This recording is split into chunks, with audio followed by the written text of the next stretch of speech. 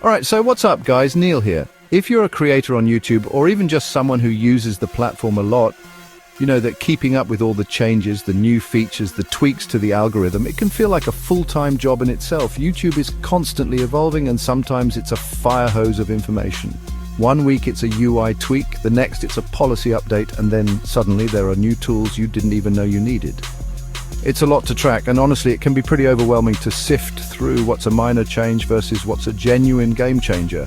The thing is, a lot of these updates, even the ones that seem small on the surface, can actually have a pretty significant impact on how we as creators operate on the platform. We're talking about changes that can directly influence how your content gets discovered, how you engage with your audience, and importantly, how you earn a living from your work. Ignoring these shifts isn't really an option if you're serious about growing your channel and making the most of what YouTube offers. So it pays to stay informed and understand what these updates mean for your specific workflow and strategy. Today, we're diving into some of the latest updates YouTube has rolled out. I've been digging into these, and there are a few key developments that I think are particularly interesting and worth discussing. We'll cover improvements to monetization reviews, some new ad formats for live streams, and even some experimental features that could open up new creative avenues. The goal here is to break down what these changes are, why they matter, and how you can potentially leverage them. So let's get into it. So first up, let's talk monetization. This is obviously a huge one for creators, and YouTube knows it. One of the perennial pain points has been the review process. You upload a video, you think it's perfectly fine, and then BAM! It gets demonetized or limited, sometimes for reasons that aren't immediately clear. Well, YouTube says they're actively working on making these monetization reviews more accurate. The focus here is on improving their systems, both automated and human, to better understand context and nuance in our content. This is a big deal because accuracy means fewer false positives. The aim, as I understand it, is to reduce those frustrating moments where a video is incorrectly flagged, leading to lost revenue and a scramble to appeal. They're investing in better training for their review teams and refining the algorithms that do the initial sweep. This doesn't mean the system will be perfect overnight, let's be realistic, but it does signal a commitment to making the process less of a black box and more reliable. For creators, this could mean more consistent monetization and less time spent worrying if a video will pass muster, allowing us to focus more on creating. Ultimately, a more accurate review system benefits everyone. Creators get a fairer shake, advertisers have more confidence in where their ads are placed, and viewers get access to a wider range of monetized content. It's about building more trust in the system. So while we might not see a dramatic overnight shift, the ongoing improvements here are a positive sign. Keep an eye on your monetization status, and hopefully you'll start to see a reduction in those head-scratching demonetization decisions. This is definitely a step in the right direction for a more stable creator economy. All right, still on the topic of monetization, let's talk about that infamous yellow icon. You know, the one limited ads usually means your video isn't suitable for all advertisers. YouTube is rolling out an extended checking process specifically for this. Essentially, before a video gets slapped with that yellow icon, YouTube is going to take a little more time to review the content more thoroughly. This is a direct response to feedback from creators who felt that sometimes these decisions were made too hastily or by an automated system that missed crucial context. This new process means that for some videos, particularly those that might be borderline or deal with sensitive topics, you might see a checking status for a bit longer than usual. Now, I know what some of you are thinking. Great, more waiting. And yeah, on the surface, a longer processing time might seem like a drag, but the trade-off here is potentially fewer mistakes. By taking that extra bit of time, the system and potentially human reviewers can make a more informed decision, which should, in theory, lead to fewer incorrectly applied yellow icons. Think of it as a measure twice cut, once approach. If this extended check results in more accurate initial classifications, it could save creators a lot of hassle with appeals down the line. Fewer wrongful yellow icons mean less disruption to your revenue and less stress. It's a proactive measure rather than a reactive one. So while patience might be required during that initial upload phase for certain videos, the long-term benefit could be a more reliable and fair monetization assessment, which is what we're all hoping for. It's a subtle but important shift in how YouTube handles borderline content. Okay, shifting gears a bit, let's talk live streaming. This is an area YouTube is clearly pushing, and they're introducing a new ad format that's actually pretty interesting, side-by-side ads. So picture this, you're watching a live stream, maybe a gaming session or a quanda, and instead of the stream being interrupted by a pre-roll or a mid-roll ad that takes over the whole screen, an ad appears in a dedicated space alongside the live content. The stream itself continues uninterrupted. This is a smart move, in my opinion.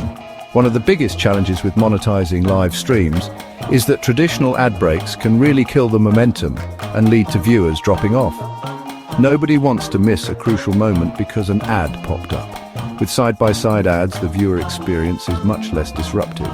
They can still see and hear the live content while the ad is present on the screen. This could significantly improve viewer retention during ad placements, which is key for live engagement. From a creator's perspective, this opens up new revenue opportunities without alienating your audience. You can potentially run more ad units during a long stream without constantly breaking the flow. It's a less intrusive way to monetize that live interaction. YouTube is betting that this improved experience will lead to viewers being more receptive to ads during live content, ultimately benefiting both creators and advertisers. This feels like a more organic integration of ads into the live environment, and I'm curious to see how widely it gets adopted and what the actual revenue impact looks like for streamers. Alright, so this next one is a bit more of a heads up. YouTube occasionally goes through a process of deprecating features. That's basically a tech term for retiring them, phasing them out. They've announced that they are resuming the deprecation of a previously unnamed feature, something they had put on pause but are now moving forward with removing. Now, they haven't always been super specific in the initial announcements about every single feature that might be on the chopping block in these broader cleanups, which means we need to stay vigilant. The key takeaway here isn't necessarily about this one specific unnamed feature, but more about the general reminder that the platform is always evolving. Features come and go. Sometimes it's because they're underutilized, sometimes it's because they're being replaced by something better, or sometimes they just don't fit into YouTube's long-term vision anymore. It's a natural part of any tech platform's lifecycle. For creators, this means it's super important to keep an eye on official YouTube announcements, blog posts, and even the Creator Insider channel. If you rely on a particular niche feature or an older tool within the YouTube ecosystem, it's wise to be aware that it might not be around forever. This isn't meant to cause alarm, but rather to encourage a proactive approach. Knowing what's changing allows you to adapt your workflow, find alternatives if necessary, and avoid being caught off guard when a tool you've been using suddenly disappears or changes significantly. So the message is, stay informed, be flexible, and always be ready to adapt to the platform's ongoing housekeeping. So, now for something that directly impacts content discovery and engagement within your existing library, playlist upvoting. This is a neat little feature that YouTube is rolling out, allowing viewers to upvote individual videos within a playlist. Previously, you could like a video and you could save a playlist, but this adds another layer of interaction specifically tied to the playlist context. Viewers can now signal which videos they find most valuable or enjoyable within a curated series or collection. So why is this a big deal? Well, for creators, it provides another data point. If you have a playlist with, say, 20 videos, and a few specific videos within that playlist are consistently getting upvoted, that's valuable feedback. It tells you what content is resonating most strongly in that particular sequence or topic cluster. This can help you understand what to create more of, or even how to reorder your playlists for maximum impact, perhaps by moving the most upvoted content towards the beginning. This feature also has the potential to increase overall engagement with your playlists. When viewers see that others have upvoted certain videos, it can act as social proof, encouraging them to watch those videos as well. It could also subtly influence how YouTube's algorithm surfaces content from playlists. More engagement signals are generally a good thing. It encourages viewers to interact more deeply than just passively watching. I am interested to see how creators leverage this to refine their playlist strategy and to better guide viewers through their content libraries. Finally, let's touch on a couple of experimental features YouTube is playing with, which could point to some interesting future directions. First, they're expanding voice replies in comments to more users on Android. Imagine being able to quickly leave a voice comment instead of typing everything out. It could make the comment section more dynamic and personal. For creators, it might offer a new way to engage with their audience, perhaps adding a more conversational feel to the interactions. It's still early days, but voice is becoming more integrated across tech, so this makes sense. The second experiment is the beta of Google Lens integration for YouTube Shorts. This is pretty cool. The idea is that you could use Google Lens's visual search capabilities directly within the Shorts experience. For example, you might see a product in a short, tap the lens icon and get information about it, or identify a landmark, or even translate text. This opens up a lot of creative potential for Shorts creators, allowing them to make their content more interactive and informative in new ways. It could bridge the gap between content consumption and real-world action or information gathering. These are labeled as experimental for a reason. They might change, evolve, or not even roll out fully. But they signal YouTube's intent to keep innovating, especially in areas like Shorts and community engagement. For creators, particularly those who are early adopters, these experiments can be fun to play with and offer a chance to be at forefront of new interaction styles. It's always worth keeping an eye on what YouTube is testing, as it often provides clues about where the platform is headed and what new tools might become standard down the line. So as we've seen, YouTube isn't standing still. These latest updates, from refining monetization accuracy and introducing less intrusive ads for live streams, to new engagement tools like playlist upvoting and experimental features like voice replies, all point towards a platform that's trying to get smarter. The underlying themes here seem to be more accuracy in its systems, fostering better and more varied engagement and enabling smarter, more flexible monetization options for creators. It's clear they're listening to feedback, even if changes take time.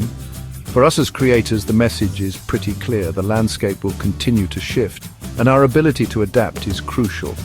Staying informed about these updates isn't just about knowing what's new. It's about understanding how these tools and changes can be integrated into our strategies to improve our content, grow our audience, and build a sustainable presence on the platform.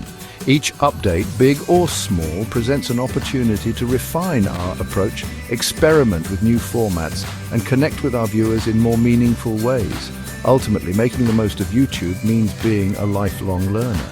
Embrace the changes, test out the new tools, and don't be afraid to adjust your strategy as the platform evolves. The creators who thrive are often the ones who are quickest to understand and leverage these new capabilities. So keep creating, keep experimenting, and I'll catch you in the next one. Peace.